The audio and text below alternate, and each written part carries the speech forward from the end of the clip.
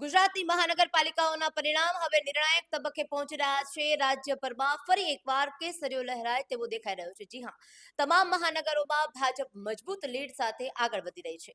પરંતુ કેટલાક એવા વિસ્તારો છે કે જ્યાં દિગ્ગજોને હારનો સામનો કરવો પડ્યો છે. ખાસ કરીને જો રાજકોટની વાત કરી, ત્યાં સુરત અને સુરેન્દ્રનગરના ચોંકાવનારા અહેવાલો સામે આવી રહ્યા છે. અમદાવાદ અને વડોદરામાં અમદાવાદના અનેક વોર્ડમાં ભાજપની આખી પેનલનો વિજય થયો છે, જેનાથી વિપક્ષના સુપડા સાફ થયા તેવું દેખાઈ રહ્યું છે. વડોદરામાં પણ કેસરીઓ લહેરાયો છે અને કોંગ્રેસને કારમી હારનો સામનો કરવો પડી રહ્યો છે. રાજકોટમાં મોટો ઉલટફેર.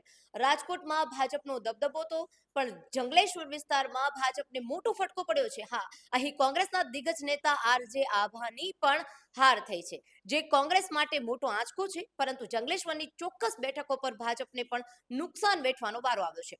સુરતનું ચિત્ર વાત કરી તો સૌથી વધુ નજર જ્યાં હતી ત્યાં સુરતમાં પણ ભાજપે આપના ગઢમાં ગાબડું પાડ્યું છે. સુરતમાં ભાજપની મજબૂત લીડ જોવા મળી રહી છે, પરંતુ અહીં પણ એક મોટો ચહેરો હાર્યો છે. જી હા, સુરતમાં સોરઠિયાની હાર થતા રાજકીય વર્તુળોમાં ભારે ચર્ચા જાગી છે. મહાનગરોની સાથે જિલ્લાઓમાં પણ ઉલટફેર જોવા મળ્યો છે. સુરેન્દ્રનગરની મૂડી બેઠક પર જે મોટા સમાચાર સામે આવી રહ્યા છે, રાજુ કરપડાની હાર થઈ છે. નોંધનીય છે કે રાજુ કરપડા તાજેતરમાં જ આમ આદમી પાર્ટી છોડીને ભાજપમાં જોડાયા હતા.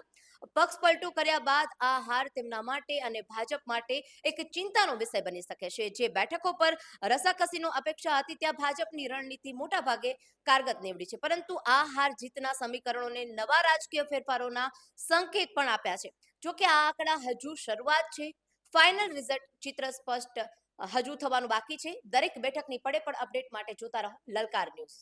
આપના પોતાના પ્લેટફોર્મ લલકારને લાઈક કરો, ફોલો કરો, સબસ્ક્રાઇબ કરો અને શેર કરો.